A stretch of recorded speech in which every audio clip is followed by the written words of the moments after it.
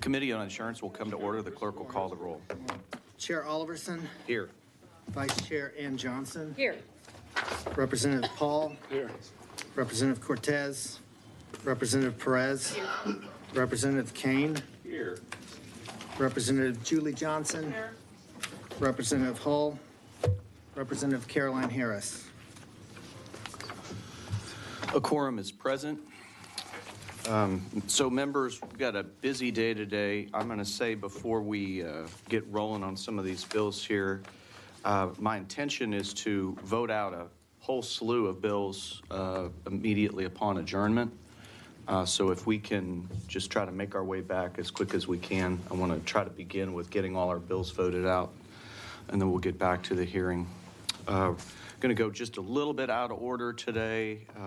We're going to get started. The chair lays out House Bill 1656 and recognizes Representative Capriglione to explain his bill. Thank you. Good morning. Chairman Oliverson, members, thank you for the opportunity to address the committee today. In 2019, the legislature passed House Bill 2102, requiring mandatory disclosure in every property or casualty insurance contract that payment of a deductible is required, and it is a violation of law for a contractor to knowingly waive a deductible. We passed this important legislation because contractors would claim they were waiving or absorbing an insurance deductible. Then the consumer still paid either in lesser work than they agreed upon or through higher premiums, as this fraud costs insurance carriers untold amounts of money. House Bill 2102 is a step in the right direction, but it only addressed one segment of the insurance market. House Bill 1656 expands the prohibition of rebating or waiving deductibles to automobile insurance policies. Happy to answer any questions. Reserve the right to close. Members, any questions for Chairman Capriglione? Amending this on the floor. I think he said he has an amendment for this. I'm does happy have to a- accept his amendment. Chairman Kane has a question for you, I think. We already answered it. Okay. Will you be amending this? on the Yes. floor? No, I'm just kidding. I'm not. Not that I. Maybe. I don't know. We'll see what happens. Well, I want to say, Chairman, I appreciate you bringing this legislation. I think, this is an important issue. I know you've looked at this and worked on this with homeowners' claims and other things, and I think we hold the insurers to a very high standard as far as, honoring the conditions of the contract, and so I think it's only fair that all parties involved have to honor those conditions as well. That's all it does. Is makes it an even. Appreciate it. Well, we thank you very much. Don't go far. I have no registered witnesses. Is there anyone wishing to testify on, for, or against House Bill 1656? If not, the chair recognizes Chairman Capriglione to close on his bill. Right. Oh, I'm so sorry. We do have a question for you, Chairman. Representative Johnson of Dallas? Hello. Hello. Let me turn that off.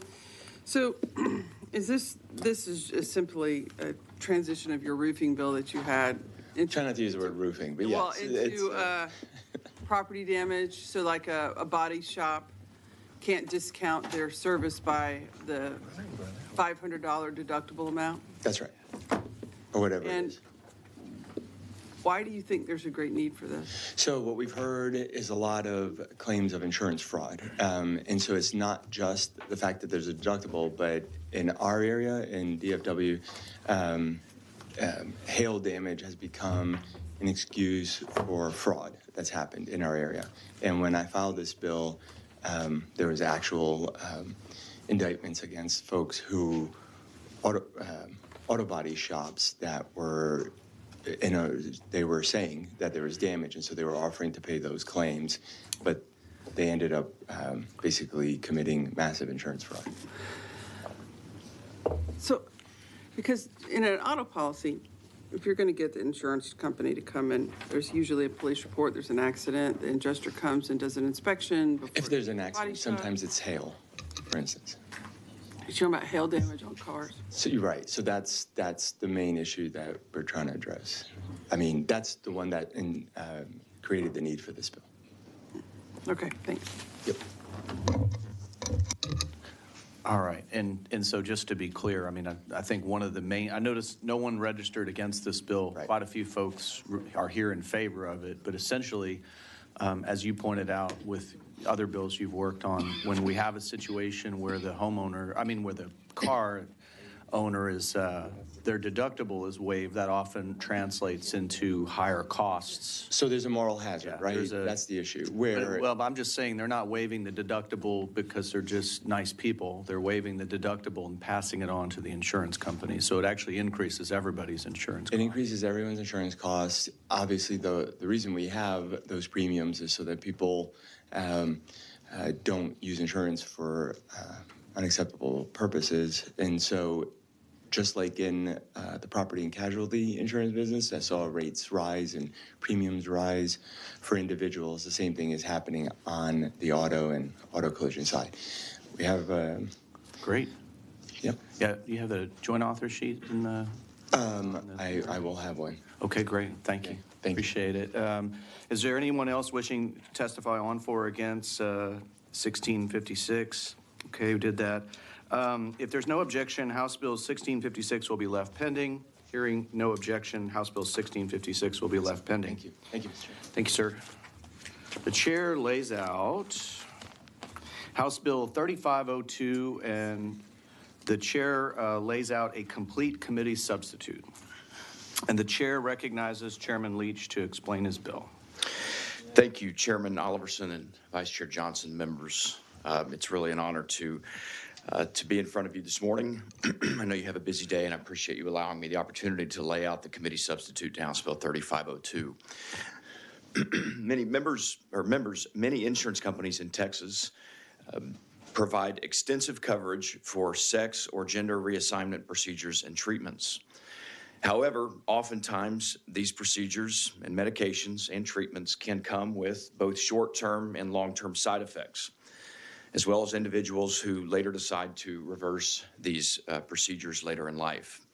House Bill 3502, the committee substitute in front of you now, seeks to ensure adequate health care coverage and assistance to those individuals dealing with adverse effects or that have decided to detransition. House Bill 3502 would require any health benefit plan that provides coverage for any gender transition procedures and treatment to also provide the following. Number one, coverage for any adverse effects, including both short and long-term effects. Two, reversals of any procedures. And three, any testing or screening necessary to monitor an enrollee's health. Furthermore, this bill provides that this coverage must be provided to any enrollee who has undergone gender transition treatments or procedures, regardless of whether they were enrolled in the plan at the time of their original procedure or treatment. House Bill 3502, importantly, does not prohibit any type of coverage. If an insurance company wants to choose whether or not to cover these procedures, they're still able to do so. This bill, conversely, just says that you have to continue providing coverage for procedures, treatment, screening, and monitoring for issues that stem from the original transition treatment or procedure. The committee substitute in front of you does two things. First, it adjusts the definition of gender transition to a more detailed and comprehensive definition. And secondly, church benefit boards or church group insurance companies have been, as you know, members exempt from most insurance mandates in Texas since the late 80s.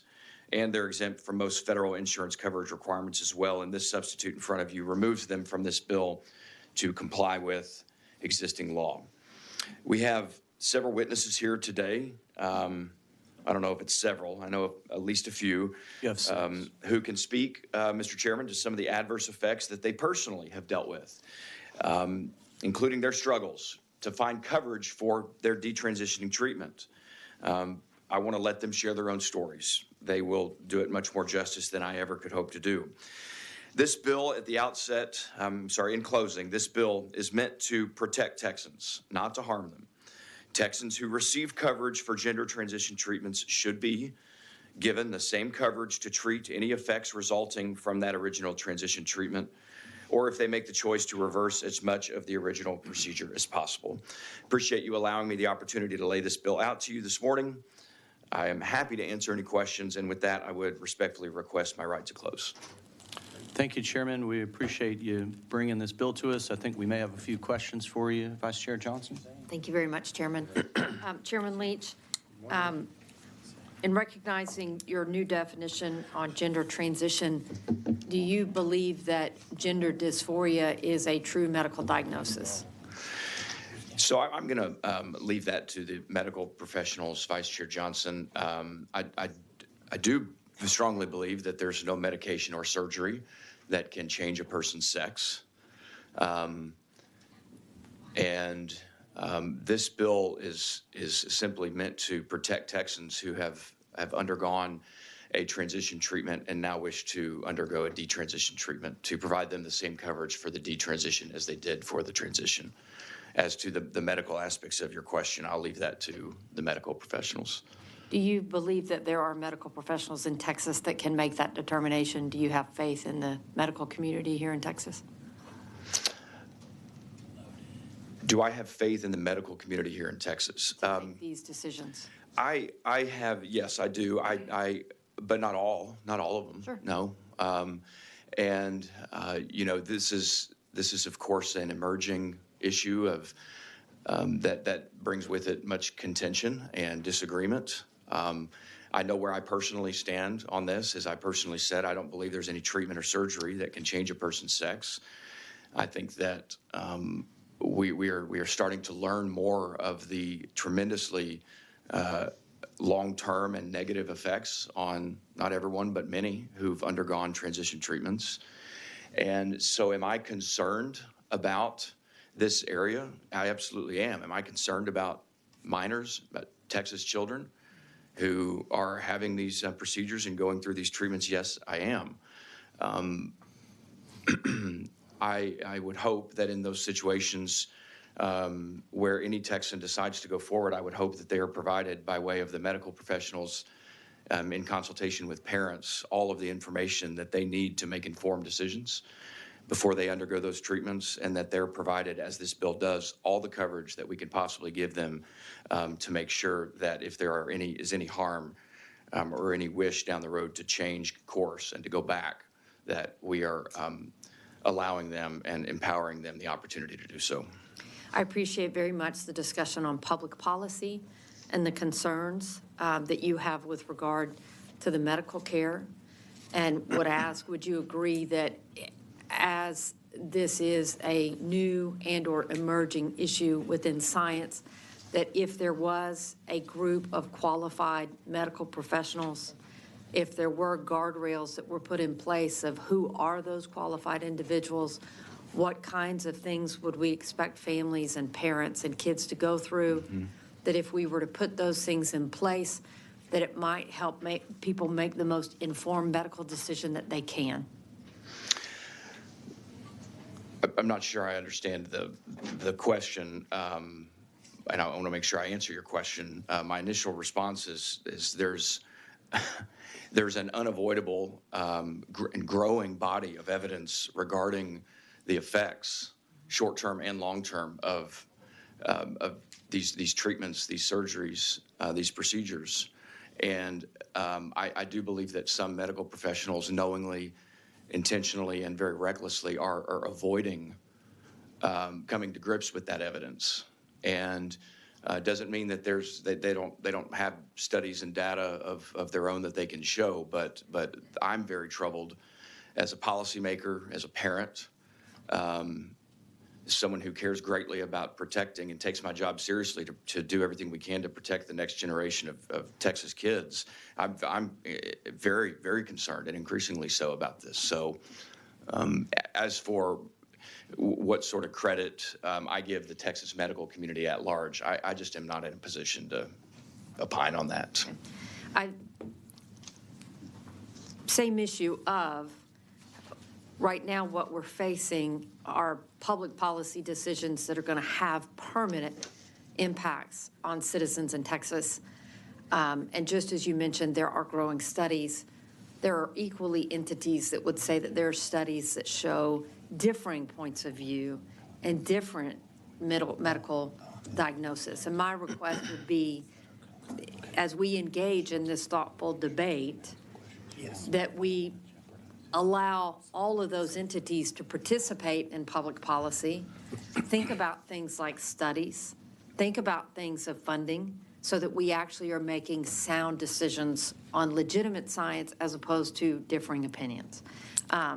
I know you mentioned that we were going to hear from a number of people, and I was curious, did those folks come to you organically, or how did you get those folks that are going to come up here and talk about their detransitioning? Well, as I've worked on this bill and other bills, not only this session, but going into last session, I've had, I would consider it a tremendous blessing of getting to meet some wonderful folks, not only from here in Texas, but across the country, who have very selflessly and courageously shared their stories and been willing to come to the halls of government to help us, as you just talked about, effect good, sound public policy. That's what we're here for, and we welcome both sides. I know that the chairman and you as vice chair welcome any and all testimony that helps us do that. And the people that I have met, I don't know if I would use the term organically, but many of them have come to me. I've been introduced to many of them, and it's been some of them have testified in front of my own committee, in front of the Judiciary Committee. I think maybe one or two of those individuals are here today. So it's been a great blessing to meet these folks. As to whether it's happened organically or not, I don't know. Okay. Thank you, Chairman. Thank you, Vice Chair. You're very welcome. Representative Johnson of Dallas. Mr. Chairman, Hi, Madam Vice Chair. How are you? it's great. And our run continues in another committee. The concerns that have been brought to me about your bill, you know, in a general concept, I'm usually always for encouraging coverage for people for a variety of circumstances. Mm-hmm. But advocates have brought concerns to me about this particular bill that that it will serve almost as a decentivization for carriers to provide initial transition coverage on the outset. How do you address those concerns? I don't agree with that. I understand the argument, but I don't agree with it. To me, it's we are leaving that determination to the carrier, to the insurance company. We are, by way of this bill, not banning insurance coverage for transition treatments for any Texan. I could have filed that bill. I don't know if another legislator filed that bill, but that's not what this bill does. What this bill does is not ban it. It says if you're going to provide it, which is still allowed under Texas law, if you're going to provide it, then we're also going to require you to provide coverage for the detransition treatment as well. It doesn't ban anything.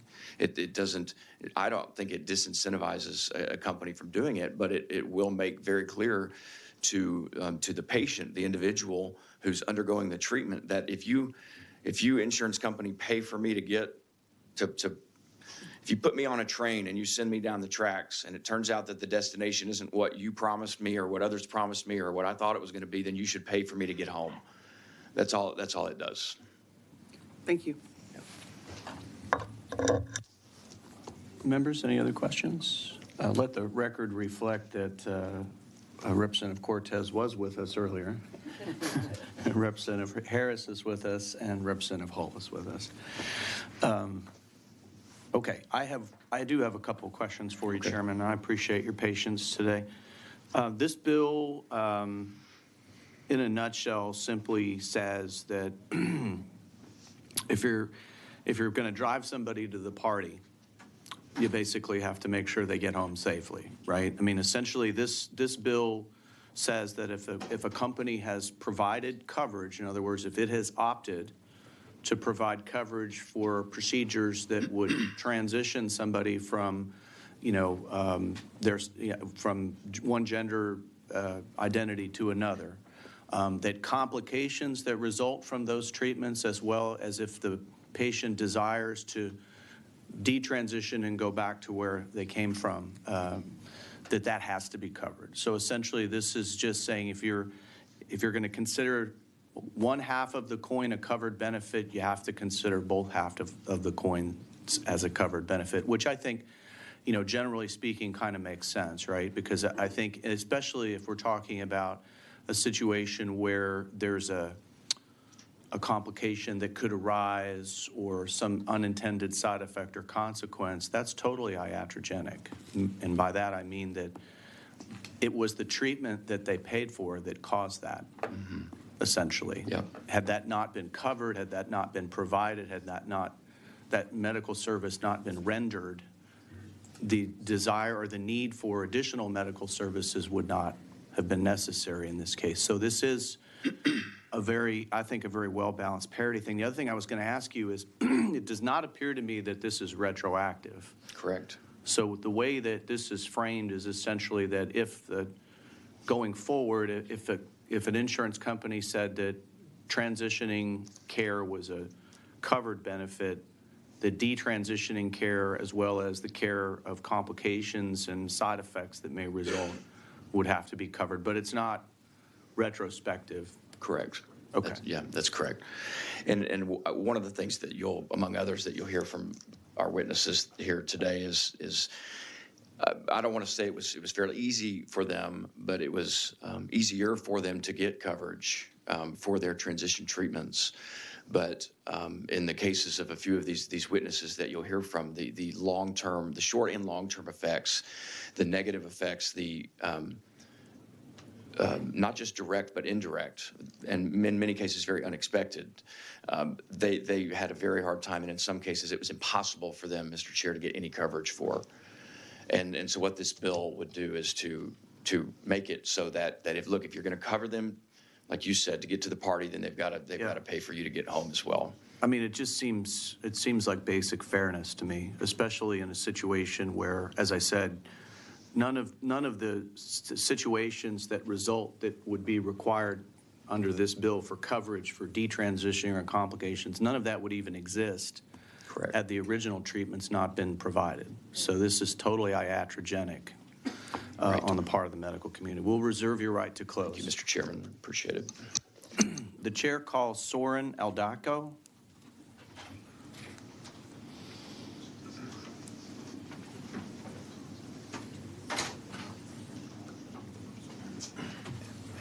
Good morning. I have you as Soren Aldaco, and you are testifying on behalf of yourself, and you are for the bill. Is that correct? Yes. Okay. What?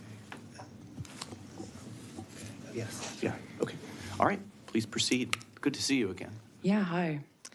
Hi, my name is Soren Aldaco. I was born and raised in North Texas, though I currently reside in Austin for school. I'll be testifying for HB 3502, representing myself. My future is full of possibility. I'm currently a barista and undergraduate student, but I hope to profess one day. I'd like to see the world some too, even though Texas is pretty great. I may have a house or a condo, a hybrid car or a hoverboard. I may also be infertile. I could have a heart attack at 50, or I could form cysts and atrophy. The abnormal tightness down below may persist. The enlarged veins and random throbbing may never fade. In fact, only one thing is for certain, that I'll never ever breastfeed. My elective mastectomy, which I underwent as a teen here in Austin, made sure of that. That happened in June 2021, just a year and a half after beginning testosterone. When I stopped testosterone, not even 6 months later, after experiencing a laundry list of complications, I ran into issue after issue trying to get basic follow-up care. I was denied coverage for necessary visits and tests at the gynecologist. Before this, when I experienced gruesome malpractice, insurance denied treatment prescribed by my providers at UT Southwestern to address lasting pain, redness, and swelling incurred by the experimental nature of drain-free methodology, which, as far as I know, is exclusively performed on transgender patients. The long-term effects of modern-day transgender medicine aren't super clear. And while current literature disagrees on the prevalence of detransition, an experience likely entirely underreported for reasons I'm happy to discuss, I know many people, both trans and detrans, who elect to stop the use of synthetic hormones due to negative health effects. We all deserve access to safe, holistic care. And insurance companies have no right to leave those of us facing the known and lesser known consequences of medical transition high and dry, where they once extended full support.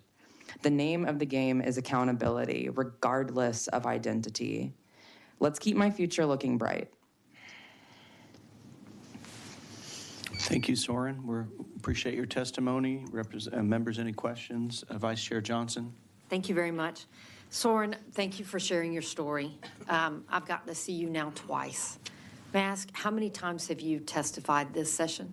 I testified 3 times. I testified once for HB 1686, and I actually testified on that because if this, yeah. So hang on. So respectfully, we need to keep this conversation focused on this bill and not ask questions that have to do with other bills. And I'd ask you not to answer questions about other bills. Okay. Okay. I'm trying to protect the members' bill here. We want to stay focused on the substance Okay, yeah. of this bill. I would like to say that I am, yeah, go ahead. He wants me to not ask you that question, so let me ask you another question. Okay. I don't know what you've shared in other places. I know what you've shared when I've gotten to hear you, and I don't want to ask you questions. I want to be respectful and ask because I do think this is a really important public policy debate. You mentioned malpractice. Did you actually have a suit of malpractice against a Texas physician?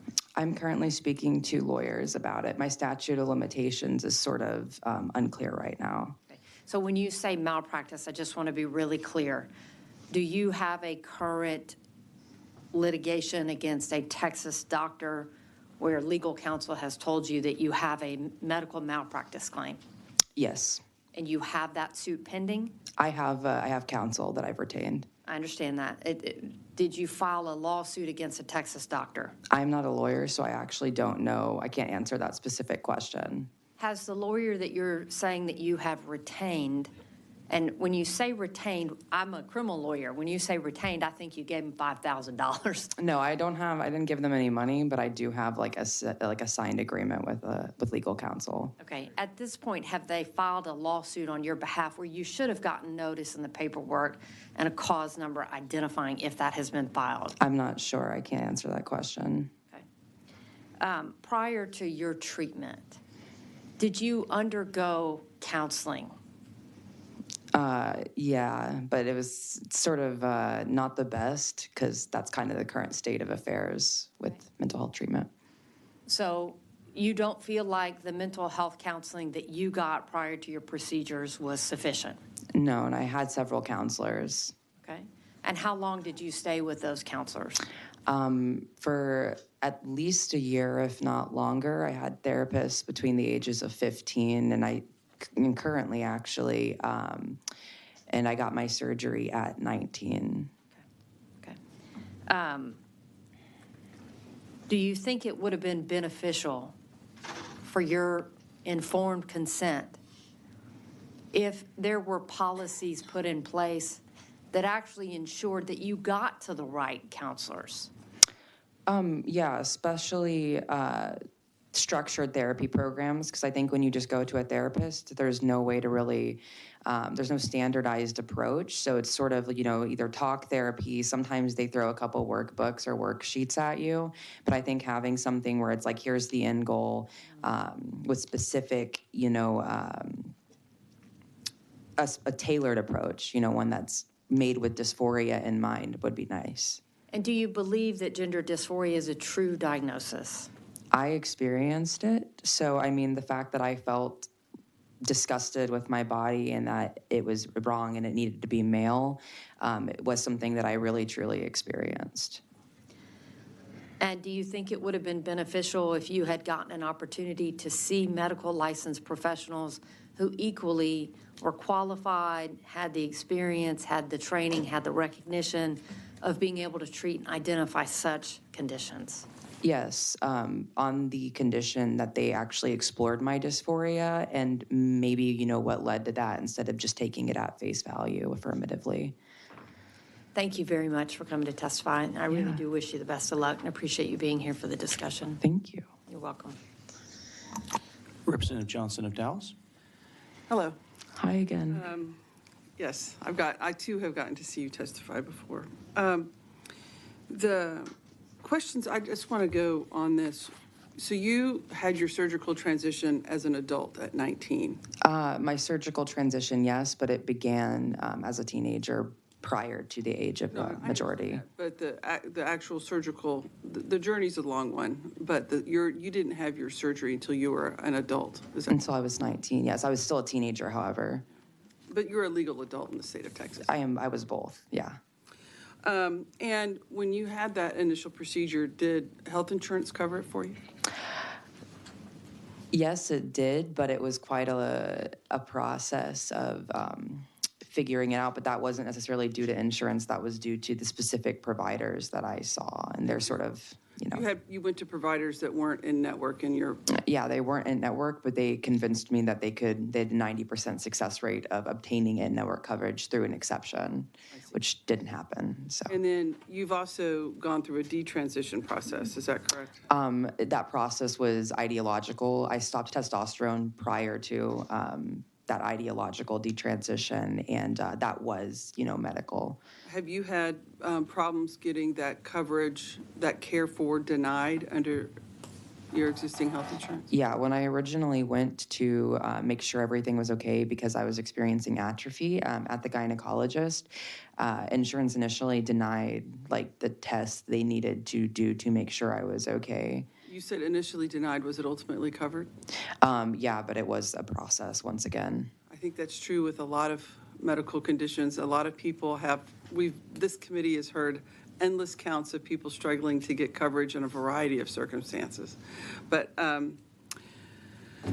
you were ultimately able to get the coverage under your policy after persistence on your part. Yeah, but it was easier to get the coverage for transition, significantly so, than for making sure I was okay, not even in a radical way. Have you found that it is equally challenging to find physicians to provide care who are actually in-network providers?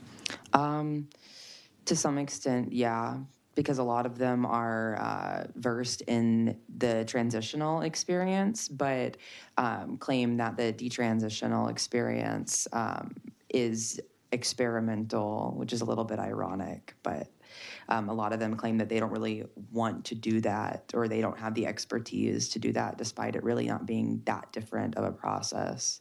Okay, thank you. Members, any other questions? Soren, thank you for being here. We appreciate your testimony. At this time, the chair calls Corinna Cohn.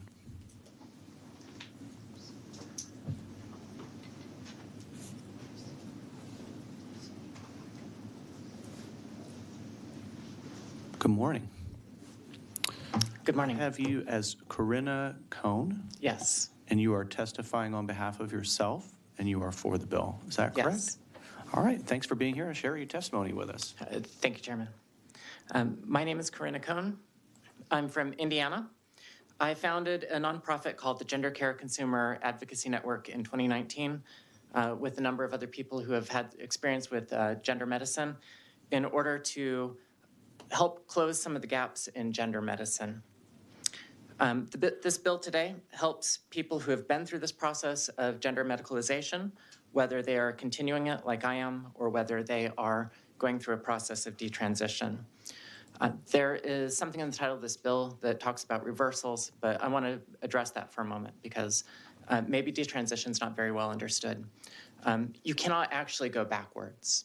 So if you have had breast implants and you want to have them removed, then there's permanent changes to your body that do require some reconstructive surgery.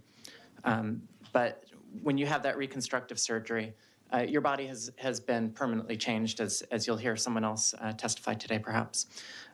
If you've had your breasts removed, although you can have the appearance of breasts restored, there's also still going to be scarring, and of course, there's not going to be any of the original function. So you can't reverse it. I've had vaginoplasty. There's no reversal for that either.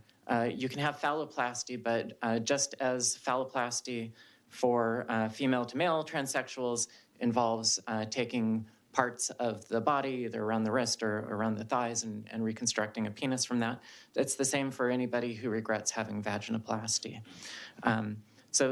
These are not reversals. There's not a magic button that you can press that changes your sex, and that if you find that that's not working for you, that you can press it and change back. So anytime that you've had any of these procedures, reversing them is not possible. There's only new reconstruction. However, if you have had these procedures, one of the things that is likely to happen is that you'll have ongoing complications resulting from it. I have spoken to any other number of transsexuals like myself who've had vaginoplasty and have been left with permanent urinary disorders because of the reconstruction to the urethra. And it's going to be the same for anybody who has phalloplasty. So what this bill does is helps people like us in our situations make sure that the access to get care is as easy as it is to reverse it. So what I want to say is that gender-affirming care as it is right now is like a mousetrap. The cheese is free, but once the bar comes down, you're in it. What this bill can do is help make it easier for people to get out of that trap, get access to the care that they need to move on with their lives if transition is no longer working for them. Thank you. Corinna, I appreciate you being here today, and I want to just, I know, give you a little chance to kind of, I know you had other things you want to say. So let me ask you a couple of questions. So you, when you went through this process and then you transitioned from male to female, and then you made a decision to stop taking, or sort of stop doing what you were doing. Can you tell us a little bit about like your daily life today? What kind of ongoing medical needs do you have that you would not have had you not transitioned in the first place? Because I think, we're obviously talking about a variety of things today, but I want to stay focused on what this bill is about. Sure. And the bill, really the only thing this bill is about making sure that folks who are accessing services for transition have the same level of benefits for their ongoing medical needs and their detransition. So let's talk about that specifically. What kind of ongoing medical needs do you have that right now you have to pay out of pocket for? Right at this moment, I'm fortunate enough that my insurance covers it, but I've been, in the past 30 years, I've been through various insurance plans, which sometimes cover it and sometimes don't. One feature that has been constant up to my most recent employer, but for every employer before that, I had to pay for annual blood tests out of pocket to monitor my estrogen levels and my other labs. So is that because you're taking exogenous estrogen? I take daily exogenous estrogen. And so that requires monitoring of your blood levels? Yes, sir, it does. So you've said in the past, so right now you said you're covered, but you've had times in the past where that was not a covered benefit? That's correct, and that has been more normal. It's good that we've had some progress as this issue has matured over the years to make sure that people like me, some insurance plans are opting in to add more coverage. But for example, just this year, my coverage changed for my daily estrogen, which has gone up from just paying a nominal fee to about $70 a month. So $70 a month for medication that you have to take every day for the rest of your life, basically. So I've described transition in a way as being like a medical leash, because once you have had your endocrine system removed, you've had your gonadectomy, you're not able to produce your own hormones anymore. And I've actually been through periods of my life where I was not able to afford the $400 fee for the blood tests or for the monthly medication, and it was not covered by insurance. I was on insurance, it just wasn't covered by insurance. So there's actually been gaps in my life where I've gone without having estrogen, which is, I have no other way of making hormones. But this bill would close gaps like that in the coverage and require that if you've been through this medicalization process, that you are able to get that sort of continuing coverage.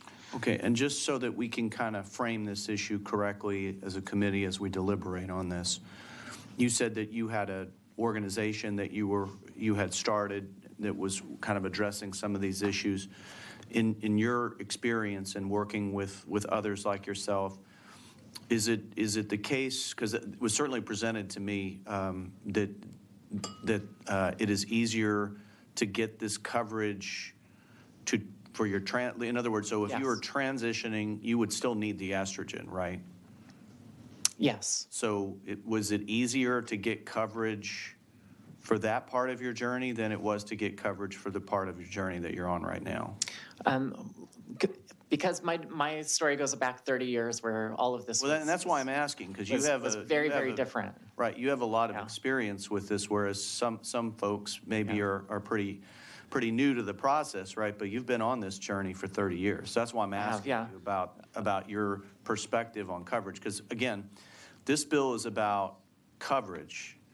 This isn't a bill about whether transitioning is real or whether it should be or any of those kind of questions. This is a bill about whether or not these benefits should be covered by insurance. And so I think the committee really needs to hear from you about what that's like out there in the real world as an end user of the product. Let me tell you a few stories, and these are from people either part of our group or who've told us their stories.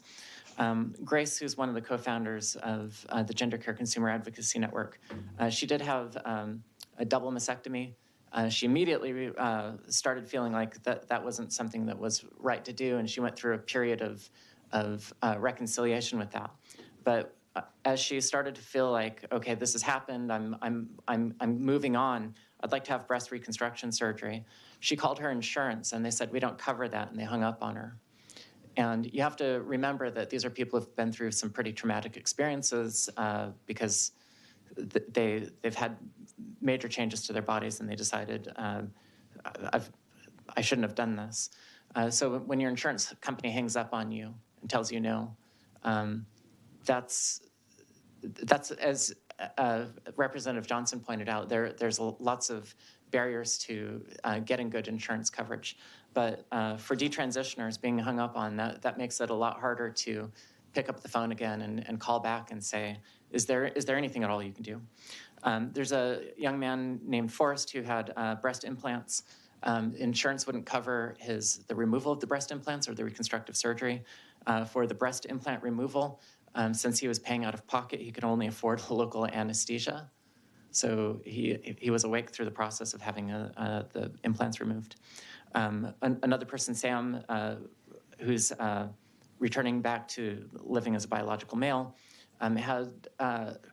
was not able to get any coverage for having his breast implants removed until he received another diagnosis of gender dysphoria. So this is sort of weird. It's like treating your gender identity or your sex like a switch. That once you transition, now if you want to have any reconstructive surgeries, you have to go through this pantomime of saying, oh, I have dysphoria, I need to change my sex back. And I gave my own testimony, which is those blood tests have easily been over $10,000 over the last 30 years. So it's interesting. So if I heard you correctly, you're saying that when you had the diagnosis of gender dysphoria, a lot of services could be covered. Yes. But when that's no longer the case, or if you've essentially come to terms with your biologic sex, I guess that's how it's resolved or whatever, then you lose that covered benefit essentially. So you're saying somebody had to actually go, in order to get coverage, they had to basically have gender dysphoria in order. Yes. Okay, that's very interesting. Last question is, so tell me about other ongoing sort of medical needs, someone who's transitioned, right. Who is sort of in that, I guess, maintenance phase or whatever. What kind of ongoing medical costs Are you aware of, you said, obviously there's, in your case, estrogen is an important daily medication that you need to take Yes. because your body doesn't make hormones. So you can't, if you don't get them, you can't, it's not like you're able to make them yourself. So Right. you have to have them. So there's What about other medical, like you said something about complications and things like that? What are some of Yes, the sir. other ongoing medical costs that somebody might face? Well, what should be happening, and in fact, I should be doing this as well, but there's not really a good setup for it, is that when you do start taking estrogen, especially at an early age like I did, the impact to your bone health is considerable. I should be having scheduled or regular bone health monitoring. I haven't had that yet, but all of us should. And I think you'll hear some testimony today about real-world effects of what this does, measurable effects in terms of our bone health. Okay. I see a gender clinic in Indianapolis. It's the main place where patients like I go now, and even bone health monitoring is not offered through there. So basically it boils down to, it sounds like there's 3 buckets here that we're talking about. There's sort of the surgical bucket, which is pretty obvious because it's, it's a defined, pretty obvious thing that you're having done, and I would imagine is also pretty costly. Most people probably can't afford that out of pocket. Right, not just the reversal, sir, but also the revisions when The there's revisions, complications. well, we didn't talk about that. So how many revisions is normal for something like, for some of these surgeries? I can speak best about vaginoplasty, but it's normal. I think somewhere around 30 or 40% of people who have vaginoplasty need revision surgery. This has become such an important procedure and necessity that in Canada, Canada has opened up a clinic specifically and exclusively for the purpose of performing vaginoplasty revisions. And is that something in your experience that's covered by an insurance plan, a revision?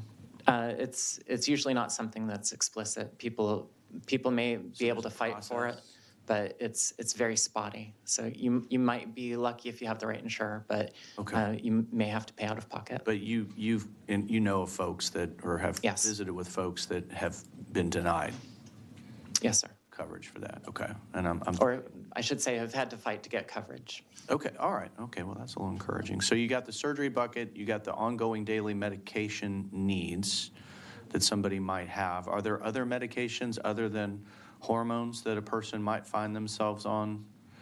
Or is that pretty much it?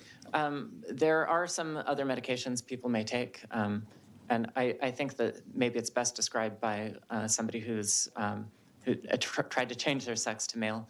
But if you have hair loss or, well, specifically hair loss, there may be hair loss treatments that people try to get access to. Okay. If you've had facial growth because of testosterone, then some people would like to be able to get access to hair removal, which is becoming more and more commonly covered as a male to female cosmetic procedure, but is not available for women who've taken testosterone that want to try to control the growth of their facial hair. Facial hair. Okay. All right.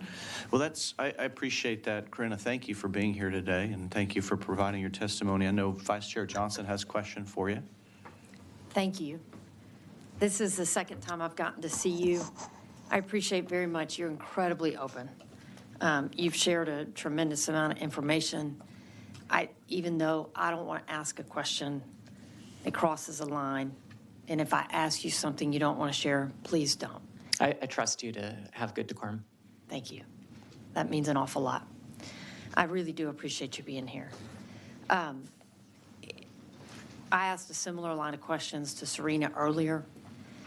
Were you given the opportunity to do counseling before making this decision? I recall last time you said your Yes. decision was after the age of 18, correct?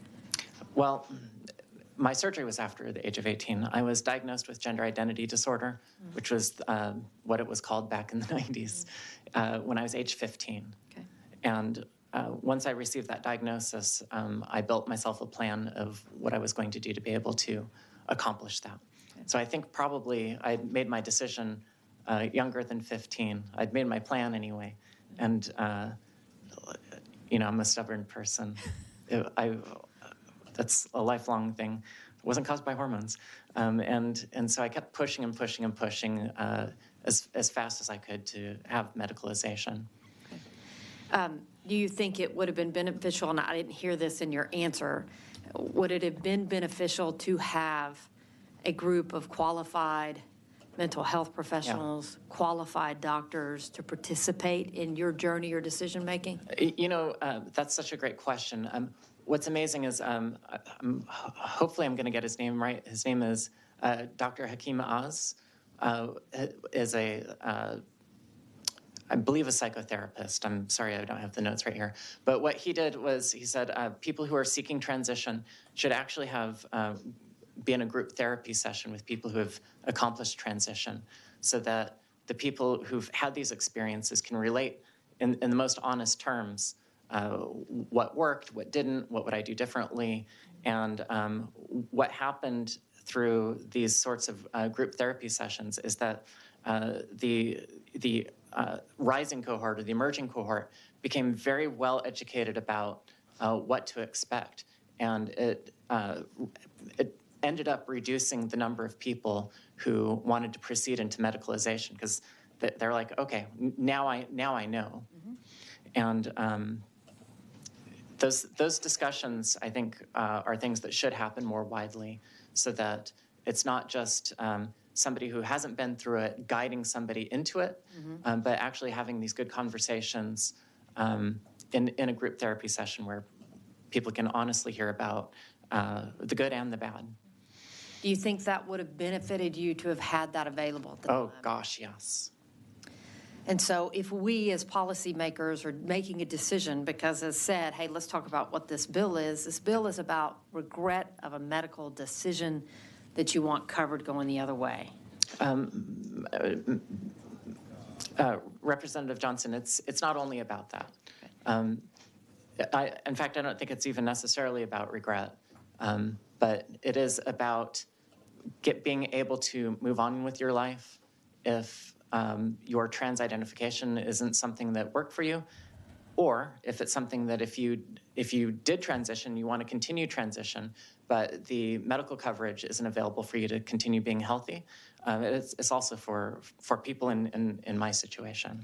So to take it back, not just on your testimony, but what we've heard here today on the bill, I've heard if the train starts down the track, I've heard if you take somebody to the party, you better be prepared to bring them back. Yes. And my question is, would you rather us talk about policy of helping people be put in a position to not get on the train or to not go to the party if it's not appropriate for them to go there? Chair, excuse me, Representative Johnson. Call me Ann. Ann? Yes. Thank you. In the best possible world, mm-hmm. that everybody who is an adult and competent and knows all of the risks and the benefits should be able to get the support they need. If they have transitioned and they continue to need support, they should be able to get that support. So there are so many gaps in this particular field of if you can call it cosmetic surgery or medicine, however you want to refer to it. There are so many gaps that need to be closed, mm-hmm. that what you're suggesting I would welcome in addition to this. Thank you. Do you have a case, anything else, or complaint about a Texas physician with regard to your circumstance? No, ma'am. Okay. I'm going to also ask you a personal question, and I appreciate it. I am a lesbian. I didn't come out until I was 33. And you and I are about the same age, I think. I don't want to ask you your age. You don't have to do it. You've been so open, but I think you and I are close to about the same age. But I remember being a teenager, and I remember how hard things were because it was not okay for me to have been a lesbian at the time. I've read an op-ed you did. I read it about a year ago, and I did not know you were you when I read it. But I was moved by the fact that you said you transitioned and wanted to transition, if I remember the article correctly, because religiously you believed one man, one woman, Is that not you? No, ma'am. Okay. What, have you written an op-ed? Yes, ma'am, in the Washington Post. Okay, what was your op-ed? Because It- maybe I read the wrong one. It was titled, What I Wish I Had Known When I Had a Sex Reassignment Surgery at age 19. Okay. And was it around the concern or feeling, the op-ed I read? Yes, ma'am. I believed was you, and I apologize. Maybe Yes. there's another Karina out there. No, it's you. shall I elaborate? Sure. So what I had said at the time is that I was having crushes on some of my male schoolmates. And what I had a real misunderstanding about men and masculinity. And I thought that the only way that I would be able to be attractive to the sort of people that I was attracted to is if I was a woman. And, you know, when we talk about counseling, I really would have benefited from talking to somebody who said, you know, there's actually men who are attracted. You don't have to be like a beach-bound, you know, musclehead to be gay. Which I know these are really silly stereotypes, but teenagers have problems sometimes making sense out of the world. And I thought very naively that if I could become a woman, then the sort of men that I was attracted to would be more available. I appreciate so much you sharing that. I apologize that I confused it. You're right, I read your story. Probably my Southern Baptist upbringing that I put the religious side of one man, one woman. So I read that into your story, and I apologize for that. But I was moved by the fact that I remember our age at that time. I remember it was not okay to be gay or lesbian. I remember politically people were going around the country to pass DOMA to say Yes. that I could never marry my wife. And like it or not, I know for me personally, that rhetoric impacted my teenage mind. What I don't want us to do today, and I appreciate you being so honest in your discussion, is to forget that there are little kids listening to us today that may have the same pain you and I may have experienced 30 years ago. I don't want to do that to them.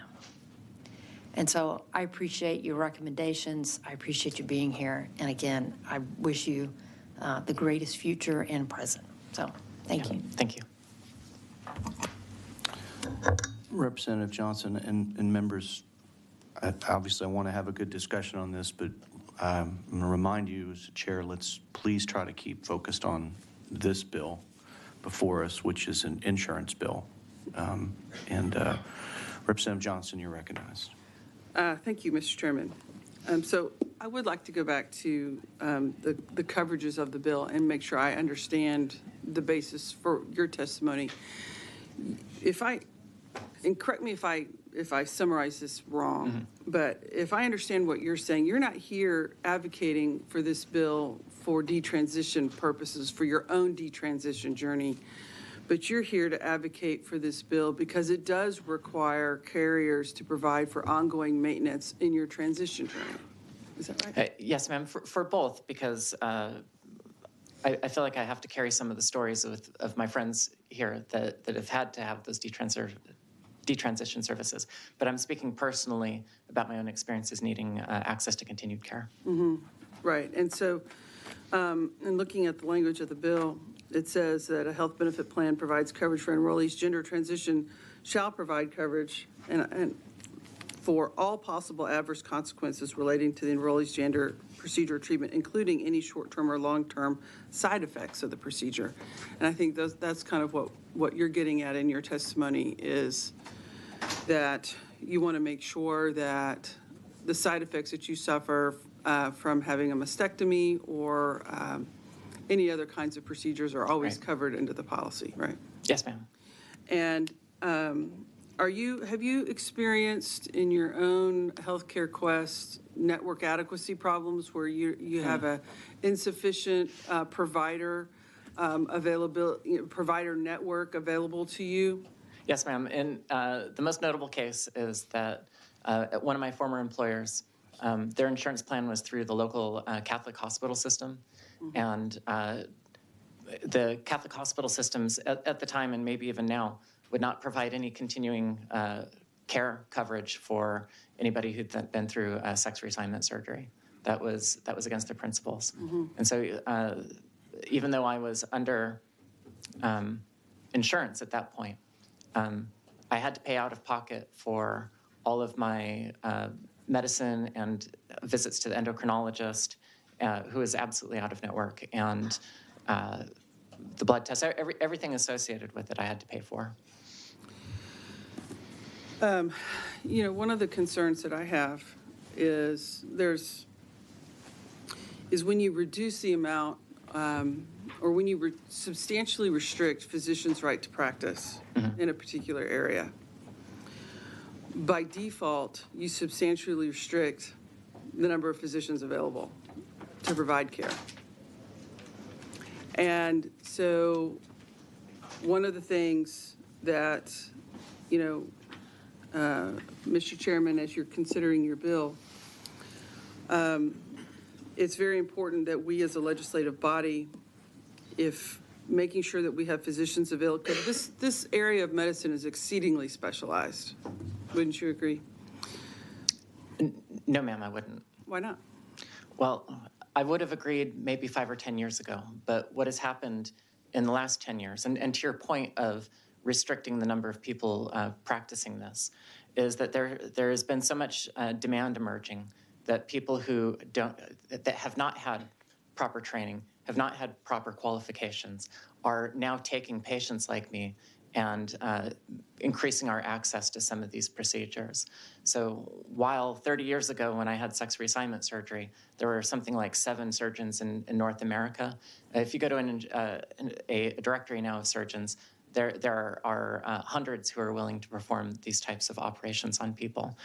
Furthermore, although you may expect that if you're going to give somebody these powerful cross-sex hormones, that you would make sure that they had proper counseling and therapist, that they were competent to make that decision. That's not how it works now.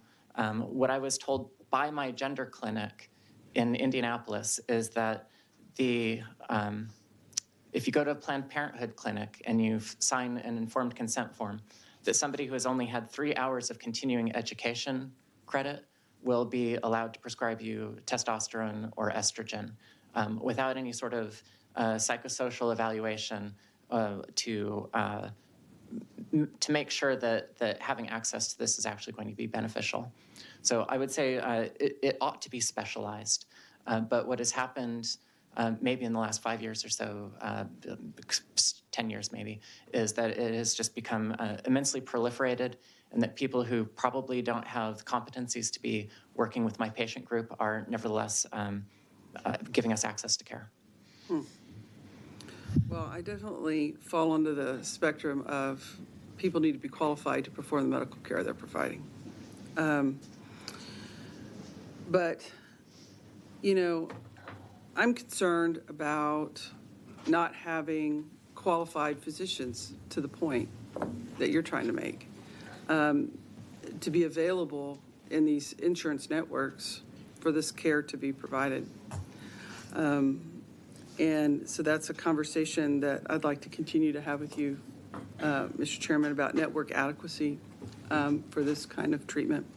Because network adequacy is a topic that we've discussed at length in this committee across the board. And it can be in transgendered health care, it could be in cardiac care, it could be in having network and enough anesthesiologists. I mean, network adequacy is a problem across the board. And since we're talking about health insurance coverage on this bill, I think that needs to be considered, because it's one thing to require coverage to be provided, but it's a whole nother thing to have a doctor to actually perform it. Yes. Available. And if you don't have both, then you're not able to get the end result done. So thank you for being here. May I answer that briefly? Please. Because you raise an excellent point. And I want to add to that, because there is probably a lack of providers when it comes to the cosmetic reconstruction part. A lot of people who have been through these procedures do not want to go back to the doctors that did the operations in the first place, either because there were complications or either because there was not very good care provided or aftercare provided, and they want actually to have more options. And frankly, some of the doctors, including in Texas, have developed reputations for not treating their trans population very well. So I agree that there is an adequacy problem. We do need more caring, thoughtful, well-trained doctors in this practice. Members, any other questions? Corinna, thank you for being here today. Appreciate you testifying for us today. Thank you. Thank you, Chair. The chair calls Haley Harris.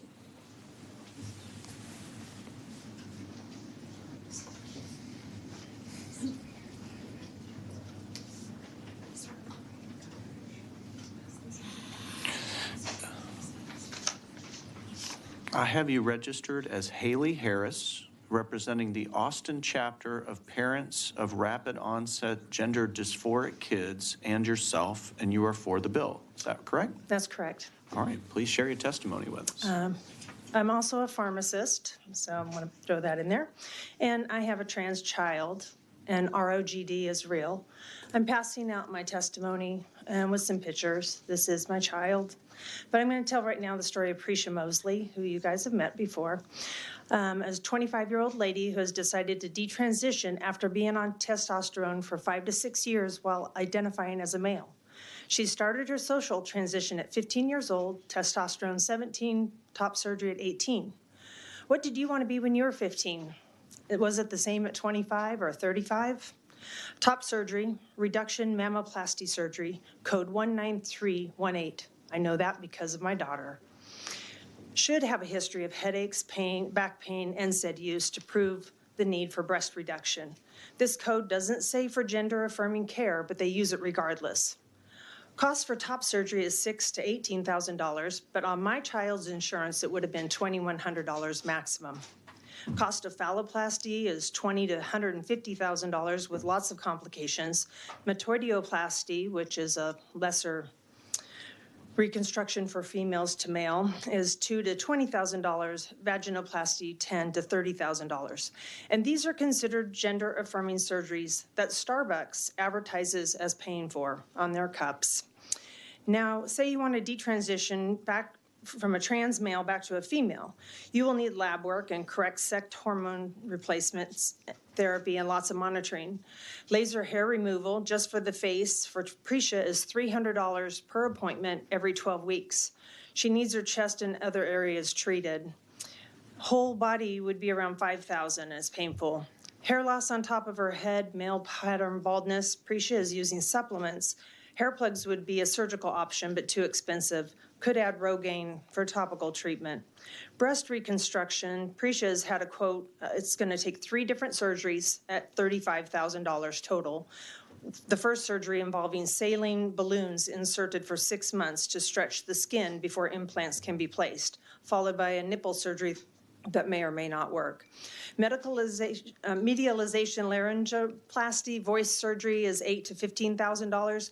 Insurance will cover this for a male to feminize his trans woman voice, but not for a detransitioner. Aren't both gender-affirming surgeries? These procedures don't even address anything to be done about reversing bottom surgeries, if that's even possible. There is no medical codes for detransitioners. It's time to educate ourselves and healthcare professionals. And what a difference 10 years makes with looking at Prisha from when she was 15 to 25. My own child, rapid onset gender dysphoria happened in college after starting Adderall, and it threw her into euphoria. And I did everything I could to stop the surgery, contacting Blue Cross Blue Shield of Texas, contacting the plastic surgeon about her mental health issues. Haley, we appreciate your testimony today. Members, any questions for Ms. Harris? Okay, thank you so much. We appreciate you being here today. The chair calls Mr. Abel Garcia.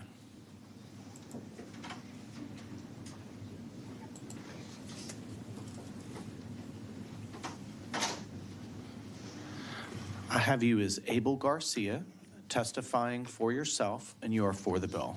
That is correct. All right, please share your testimony with us. Thank you. My name is Abel Garcia, and I am a detransitioner. I started my transition back in 2016 in the state of California. I was not told of all the negative side effects that might develop with cross-sex hormones, anti-androgen, and breast implant surgery. All I was told by my doctor, therapist, and those around me was that I would finally become the woman that I was supposed to be. They made it sound like that was perfectly safe, with no negative side effects. But I am now 26 years old and dealing with many health issues. Some of the symptoms that I currently experience are tremors on half my body, pain throughout my body, declining eyesight, genital atrophy with urinary difficulties, and I don't know if I am still fertile and can father children. Based on evidence coming to light, I am concerned that I will develop more issues as I age. While it is unknown if all these symptoms are due to cross-sex hormones and anti-androgen, prior to transitioning, I was a healthy young man. I have yet to go to a medical professional to assess my health due to being filled with doubts and anxiety that the care I received and if I could afford it. I support HB 3502, knowing that my detransition medical care will be covered by insurance, gives me confidence to continue to seek a medical professional who can spend the time to work with me to figure out the best way to recover my health and reconstruct what can be reconstructed. Members, any questions for Abel? Representative Harris? Hey, I just wanted to say thanks for being here. And I think, if I'm correct, did you testify maybe 2 weeks ago on another bill? We're going to just stay focused on Okay, this bill. gotcha. I just wanted to say I appreciated your testimony. Thank you so much for being here. Thank you. And I'm sorry to be a stickler about that, members, but I'm trying to protect the chairman's bill, and we want to make sure we confine our testimony to this bill. So, members, any other questions? Abel, thank you for being here today. We appreciate your testimony. Thank you. Thank you. The chair calls Mr. Jonathan Covey.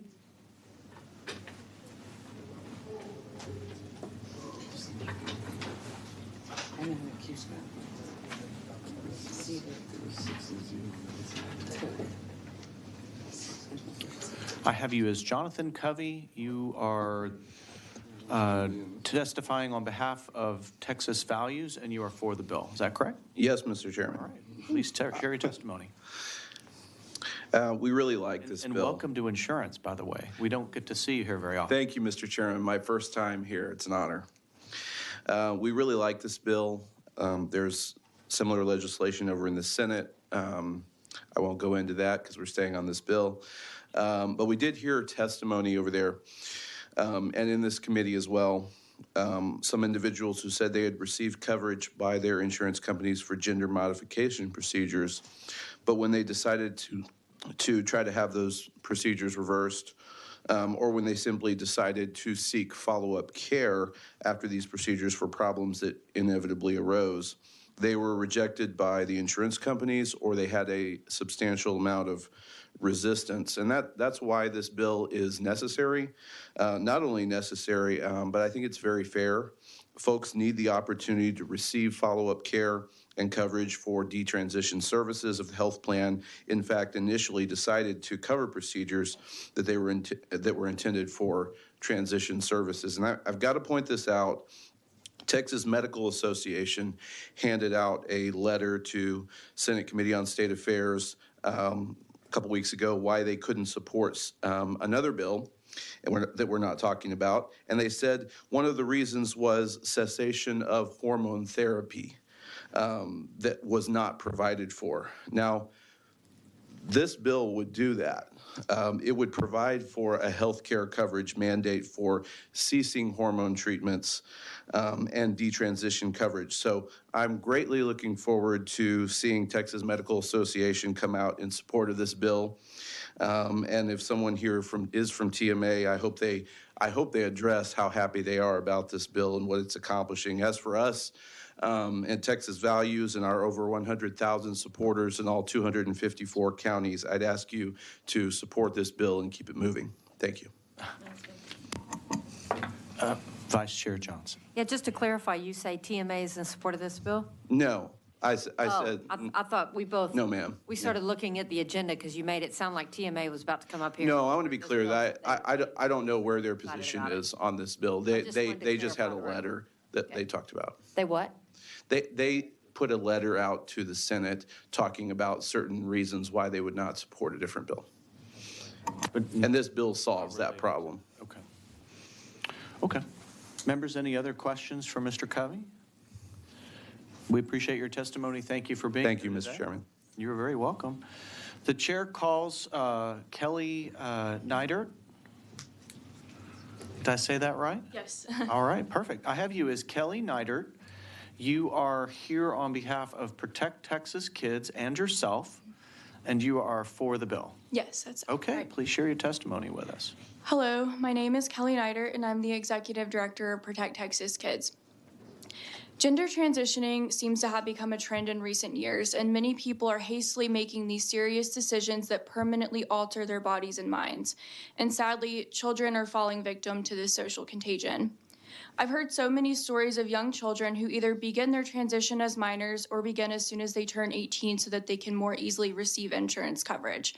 Often, they're allowed to begin this process without any counseling or evaluation, and often they're not even told the negative side effects that come after the transition. These young adults and teenagers are pushed into this extremely serious, irreversible decision without being told all of these negative side effects, and very often they regret this decision later down the road. However, most insurance companies do not care about the health and well-being of the patient after the transition. When insurance doesn't cover the cost of detransitioning, these victims of transitioning are stuck.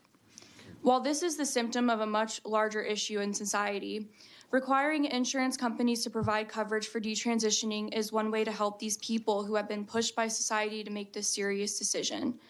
I support this bill, and I ask that you vote on it today. Thank you. All right. Oh, hang on one second. We might have a question for you. Members, any questions for Ms. Neidert? Kelly, thank you for being here today, and thank you for sharing your testimony. Okay, the chair calls, let's just do her next. The chair calls Michelle Evans, and is Michelle Evans here? Okay, so well, we had received word that she wanted to change her testimony, that she did not want to testify, and so I just wanted to give that opportunity to clarify that. So going once, going twice, okay, we will mark her as did not testify. The chair calls Megan, is it Behoon? Megan Behoon? Am I reading that right? Megan Behoon testifying on behalf of yourself? Okay, we'll mark her as did not testify. Is there anyone else? Nope. Okay. Is there anyone else wishing to testify on for or against House Bill 3502? If not, the chair recognizes Chairman Leach to close on his bill.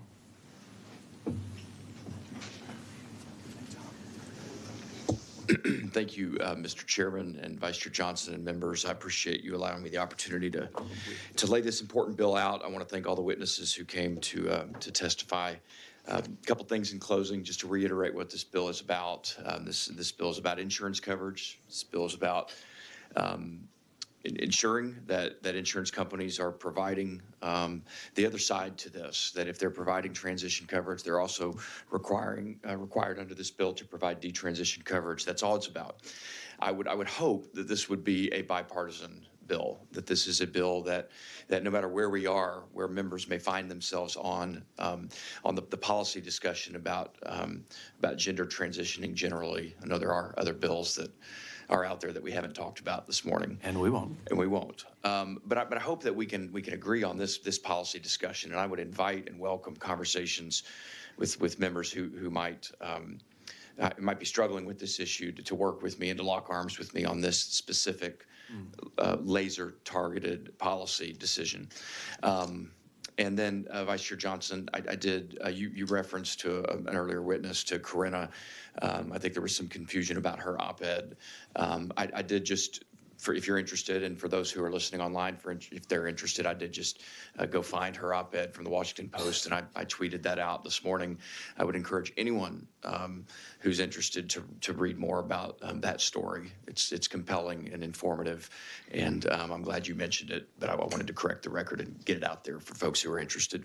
With that, Mr. Chair, I'd ask for your favorable consideration and your quick consideration, and I'm happy to answer any questions before I close. Chairman, I appreciate you bringing this bill, and I guess the only question sort of left in my mind after hearing all the testimony is, I get the impression that this is sort of very patchwork quilt. We heard testimony about, availability of doctors, level of training, level of qualifications. Would you agree that this, like it or not, that this is an issue where there's going to be a growing number of people that might need access to these kinds of services as they, try to journey back to down the detransition pathway? That there's going to be a growing need for this. Yes. I think the testimony has been very clear on that today, and importantly, and notably, it sounds like, I could have misunderstood this, Mr. Chair, but it sounds like there are some, maybe a few insurance companies that are providing this coverage, and that is a good thing that they're electing to do that. What this bill will do is to require all insurance companies who are providing transition coverage to join them in recognizing the importance of also providing detransition coverage. That's all this does. As a covered benefit. Yeah, Correct. Exactly. Okay. Appreciate you being here today. Appreciate you bringing the bill. Members, any questions for Chairman Leach? Thank you, Chairman. Thank you. Appreciate it. Thank you, members. If there is no objection, House Bill 3502 will be left pending. Hearing none, House Bill 3502 will be left pending. How many witnesses? Okay. At this time, the chair. Oh, I'm sorry. Backup members. The chair withdraws the committee substitute for House Bill 3502. If there is no objection, House Bill 3502 will be left pending. Hearing none, House Bill 3502 will be left pending. At this time, the chair lays out House Bill 1754. The chair lays out a complete committee substitute to House Bill 1754 and recognizes Representative Smithy to explain his bill. Thank you, Mr. Chairman. I need to give credit here. This is a concept that Senator Parker had come up with, and he and I have worked on these issues in the past, and so I'm helping him over here in the House on this. But he and I have worked before on transparency with insofar as prescription benefits.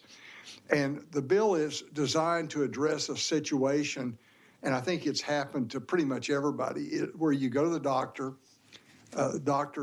makes a diagnosis, writes a prescription, and in most cases, the patient has no idea what the prescription is going to cost until they actually show up at the pharmacy. And most of the data shows that if the cost of the prescription within the plan, the consumer's cost is $50 or more, a majority of those consumers just say no, that they're not going to pay. They don't have the money to pay that. $50 seems to be the breaking point. And as we all know, the cost of the medication to the script to the consumer, what the consumer has to pay at the point of purchase, can widely vary on the type of plan that they have. And so what this bill does, it provides a system where the prescribing physician or provider can access what the cost of that script will be to that patient under that plan. And so we have the substitute that has been laid out. We made some changes to kind of accommodate some of the issues that had come up, and I'll just talk about a couple of those. We pushed the effective date back to January 1, 2025, so it'll be a year, almost 2 years, to give the plans an opportunity to comply. Many of these plans already have many of the care. They already have the software in place to do this. It gives TDI the flexibility to extend for smaller plans up to 12 months later and to give them exceptions beyond if needed. Makes technical changes to align with some federal requirements. And it removes from the bill's application the type of health plans that typically are not regulated as commercial health insurance, such as health care sharing plans, county employee pools, and risk pools that like that operate by the Farm Bureau. So that's what the bill is designed to do, is to give the consumer this transparency of knowing what the prescription is going to cost before they show up at the pharmacy. The other advantage is I know Dr. Alverson's aware, is many times there are generic alternatives to what the doctor would otherwise prescribe or the other provider would prescribe. Mm-hmm. And in those situations, the consumer can make an informed choice as to what prescription what script they would want to have mm-hmm. written in that situation.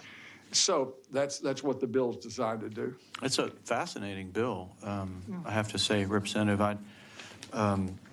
We already have this in statute for medical services. If somebody requests an estimate up front, then they can get an estimate of their cost sharing and the cost of services and stuff like that. And it's something we're currently looking at. But you're looking at that same level of basic respect to consumers provided from a pharmacy benefit manager explaining what the benefit is for a particular prescription. I was sitting here thinking as you were laying your bill out, I guess in most circumstances, a consumer has no way of knowing what their out-of-pocket cost is going to be until after the pharmacist has filled the prescription. Yeah, they show up at the counter pharmacy. Waiting to pay. They show up at the pharmacy, and it puts the consumer in a very tough position. The pharmacist has already filled the prescription. They're sitting there with the container and say, "Here it is. You owe us $200 for this," and the consumer can't afford to pay it. It's like I've used this. I think you and I have talked about this, Mr. Chairman, before. But if we bought groceries the way we buy medical services and prescriptions, well, I mean, we couldn't do that. It's like going to a grocery store and you ask, "How much is this bag of potato chips?" Well, I don't know. It depends on who you are, and so you go to the checkout and they still don't know at the checkout. You'll find out after you've eaten the potato chips or they become out of date, and so we would never tolerate that for a staple like food or something. But yet that's kind of how, for years, that's how medical services have been provided without knowing the cost. And so I know you've worked a lot in the area of transparency and have done a lot of good. And this would just extend that to prescription benefits. Yeah, I think it's a great idea, especially considering the fact that it's not just a copay in a lot of circumstances. Now there's a deductible that the patient has to meet before there's sort of the full cost sharing. And so I know from personal experience taking an asthma medication that first couple of months are rough, right? If you got, I have like $1,000 deductible on my prescription drugs. And so some of those inhalers, pretty pricey even with the benefit. Yeah, a lot of the new drugs are very pricey. Even nice to know that in advance. Great bill. Thanks for bringing it. I think we have a couple questions for you, sir. Vice Chair Johnson. Good morning, sir. Yes, ma'am. I got lucky that one day my general practitioner told me about GoodRx. And now I can go on GoodRx and I can see exactly what the prescription is going to cost, and depending on what pharmacy I go to. I'm just trying to figure out the balance of the interest. Is it something where we should tell people, hey, there is an avenue to go find this out on applications or programs that already exist to do it? Do you think it's a lack of information that the patient doesn't know that kind of app exists and that they could identify that cost up front? Or is it a situation where we need the physician to tell them up front? Well, I'm not real familiar with the GoodRx and how it works. I'm going to show it to you later. Okay. You're going to love it. And the question, is whether it can be tailored to the individual plan that the individual, because it can vary widely from plan to plan. And so this would just facilitate at the point of prescription where you could plug the plan number in to the formulary and decide and determine what it's going to cost. But I agree, even if we were to pass this, unless the consumer understands that they have the right to this information, to access this information before they leave the doctor's office, it would be very helpful. in terms of the transparency to the patient.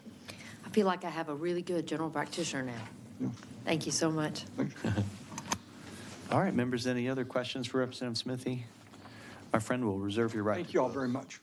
At this time, the chair calls Matt Williams.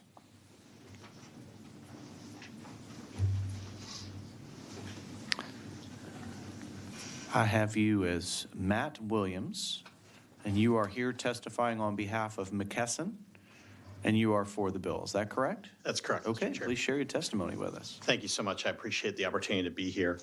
My name is Matt Williams, and I am the Vice President of State Government Affairs with McKesson. We're headquartered in Irving, and I am for HB 1754. We believe that this legislation would better enable patients in partnership with their doctor to find the prescription drug that addresses their clinical need at the best possible cost to the patient, whether that's inside or outside of their respective healthcare plan.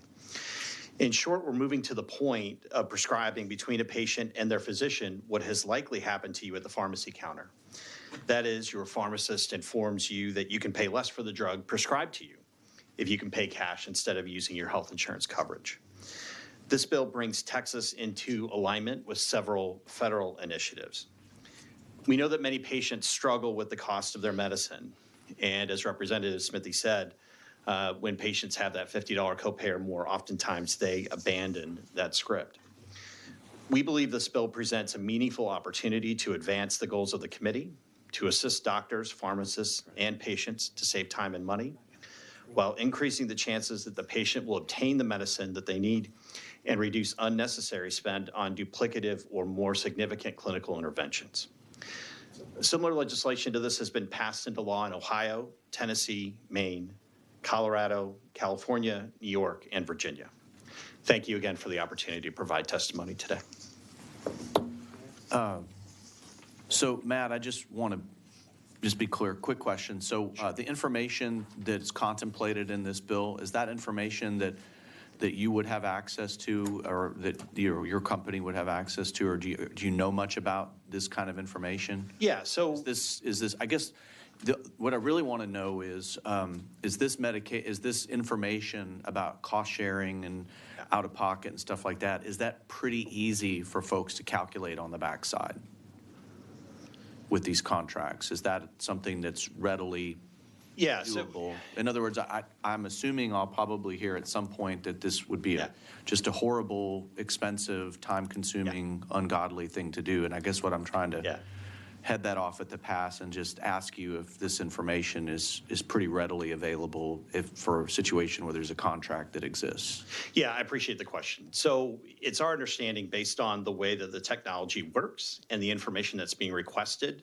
that it's systematized in a way that has been established both in federal rules and is done in a similar fashion regardless of the format. Okay. So the intention of the bill is to make that as easy as possible for the information to be shared, not to demand that one person demands it this way, another person demands it that way, and that the plan would be required to go through what I would argue at that point would be quite difficult.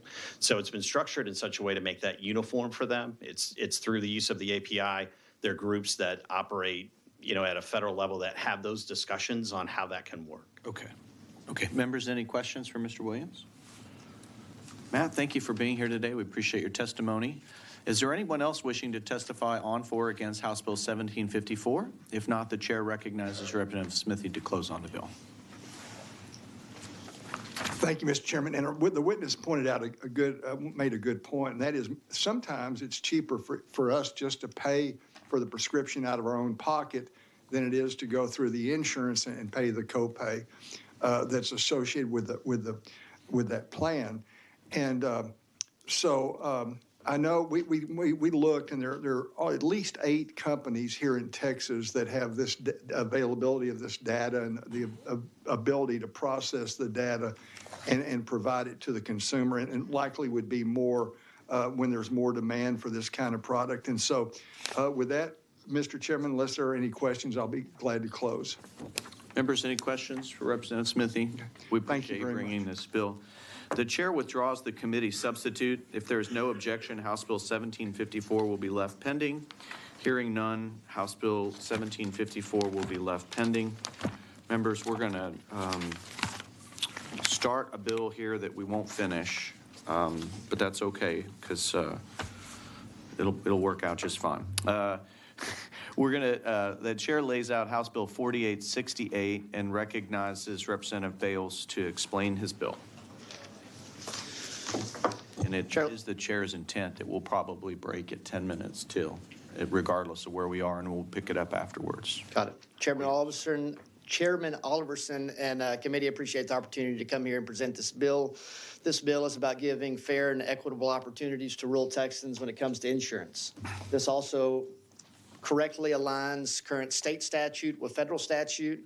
So with that, this is the Farm Mutual Insurance Companies, which were established in Texas to provide a limited set of coverages to rural and underserved areas of the state. Statutory language provides geographical restrictions for farm mutual carriers, starting with a majority of each Farm Mutual's policy must apply coverage to a rural property. Current statutory definition of rural property has not been updated in Texas since the 1970s. This bill increases the current statutory city population reference from 2,500 to 20,000. This bill has been brought in years past and it was at 50,000, but this actually brings it to 20,000 and indexes the 20,000 person population cap in Chapter 911 to increase or decrease with a census update. This is in line with the definition used by USDA Rural Housing Program, which historically defined rural as a community of 2,500, but now sets the eligibility at less than 20,000. We do have resource witnesses present, so I'd like to allow them the opportunity to answer any questions you might have. With that, Mr. Chairman, I reserve the right to close. All right, members, any questions for Representative Bales? We'll most certainly reserve your right to close. So members, we do have a resource witness from TDI, if you'd like to hear from TDI on this. Otherwise, we can just proceed to registered witnesses. Going once, no, twice, no sale. Okay, the chair recognizes Mr. Jared Hill. I'm sorry, yeah, calls, my mistake, not recognizes. I'm just messing up today. Good morning, Dr. Oliver. I have you as Jared Hill. You are testifying on behalf of Farm Bureau Insurance Company, and you are against the bill. What? I'm sorry, Texas Farm Bureau Insurance Company.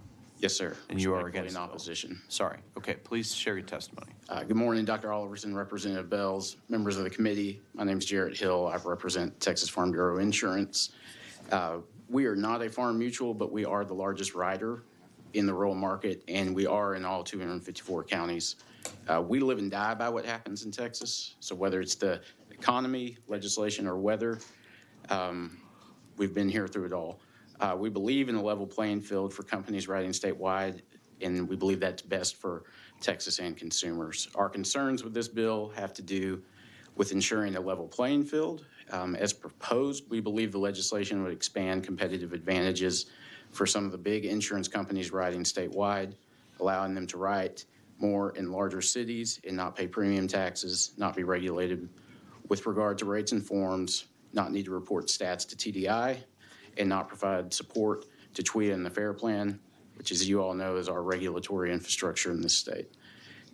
This put companies like us and hundreds of others at a further competitive disadvantage. We also believe it goes against the original intent of the farm mutuals, which were formed at a time when there was a lack of availability of coverage in rural areas.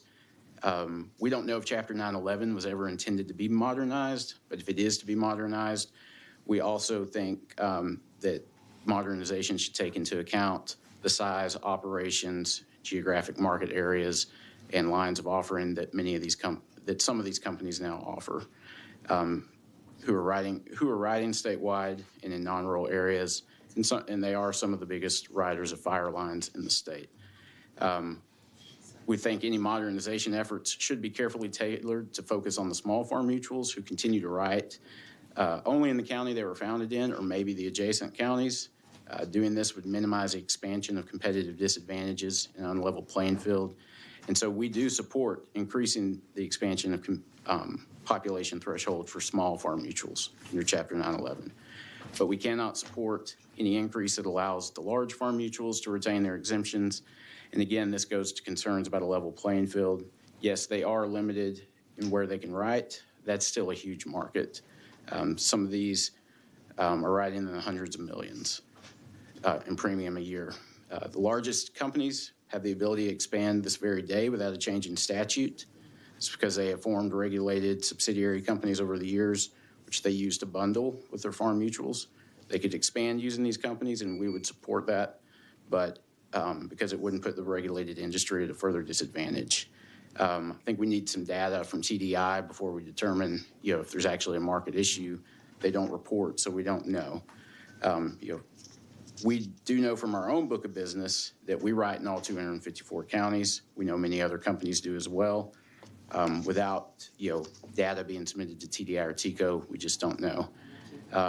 One thing, we've heard TAMIC say in the past is they don't seed windstorm.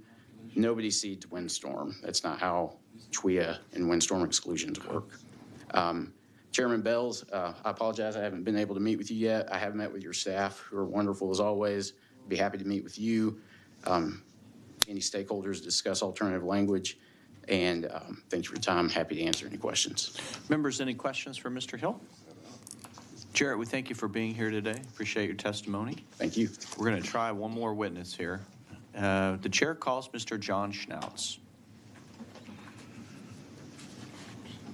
He needs his walk-up music. Forgot what we said it was going to be. Well, you didn't actually ask me last week. I do have some, but I don't want to waste time. You need to put in a request with the committee clerk for your walk-up music. I have you as John Schnauz. You are testifying on behalf of the National Association of Mutual Insurance Companies, and you are for the bill. Correct, on all points. Please share your testimony. Thank you, Mr. Chairman. I don't normally talk much about NAMIC when I testify, but I do want to point out, NAMIC, as y'all know, I think by now is a national property and casualty trade. Our origins really were with farm mutual companies. And to this day, we have hundreds of companies around the country that are still organized under whatever their state's law calls a farm mutual. This is not a unique thing to Texas. They call it different things in different states, but the concept is there. And we still think, to be clear, that this concept has relevance in Texas. We think it's important to making sure that there is still coverage in rural areas. I don't think it's any news to the committee. Texas has changed a lot since the 2,500 number was set. To give a little personal example of this, because this happens to fit the numbers very well. I grew up, went to school in the school district that serves the town of Kyle, about 40 miles or 30 miles south of here. As late as when I was an undergraduate in college, the town of Kyle in its entirety was under 2,500 population, and farm mutuals could have written in that town, anywhere in the town, and had it count as rural. The town of Kyle, last I checked, the population is 63,000 people less than 30 years later. It's an extreme example, but similar things have happened around Texas. What once was rural no longer is, and the reality is when rural communities go away, they're not replaced with other rural communities. They become urban and suburban, and that's where we think the bill calls for an updating of the 2,500 number just to reflect the fact that what 2,500 meant in 1973 is not what it means in 2023. Final point I would make very briefly, I know you will hear different opinions on whether farm mutual status is an unfair advantage or not. No one can argue there are things that farm mutuals have to do and can't do that other companies can, and there are things that they don't have to do that other companies do. I guess the best way I would suggest to evaluate that is it an unfair advantage if no one seems to want to take advantage? I'm not aware of any company wanting to become a farm mutual, and unlike some of the other company types you've heard about, it's not a closed universe. I'm not aware of any legal prohibition on a new farm mutual being created. So I think in evaluating the balance of is there more for it or against it, I would look at how the market responds to that right now, and it seems to answer the question. Wow. I was just about to wrap up, so that's all I have. Happy to answer any questions. So, John, well, you talk about the definition of rural versus urban, which is obviously, I think, in large part what this bill comes down to.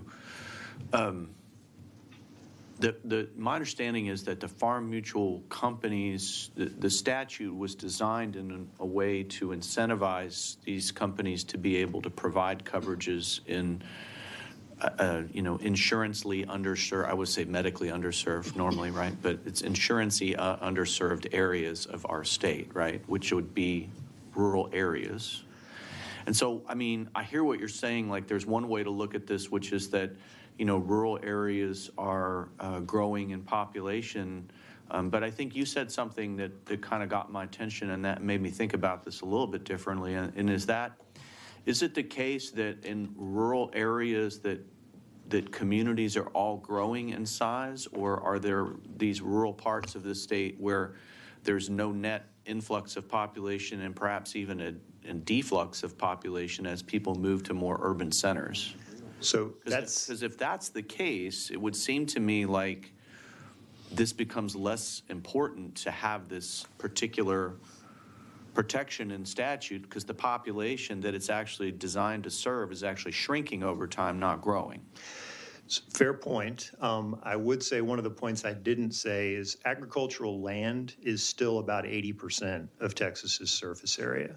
So it hasn't gone away, and the need hasn't gone away. But when I specifically reference the population threshold, what that threshold goes to is what a farm mutual can be considered to write that still counts as rural. And a 2,500 community in 1973 is not a 2,500 community in 2023. I mean, even if you just update the number to account for population growth, it's higher than that. But so is it the case then that there are situations where, so that the issue is actually that it's harder for these companies to find 50% of their business in a population cap below 2,500? Is that what you're saying? For some it is, yes. Okay. All right. Well, that's very interesting. That kind of made me think about something a little bit different. Members, any questions for Mr. Schnauz? Okay. John, thank you for your testimony.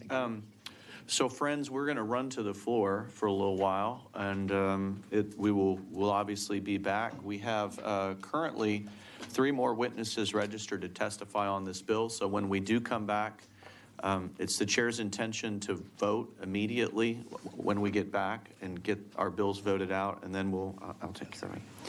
And then we'll continue hearing this bill after that.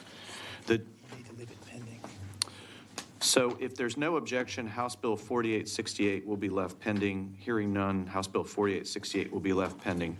The chair moves that the Committee on Insurance stand in recess until final adjournment or recess of the House, or during bill referral if permission is granted. Is there objection?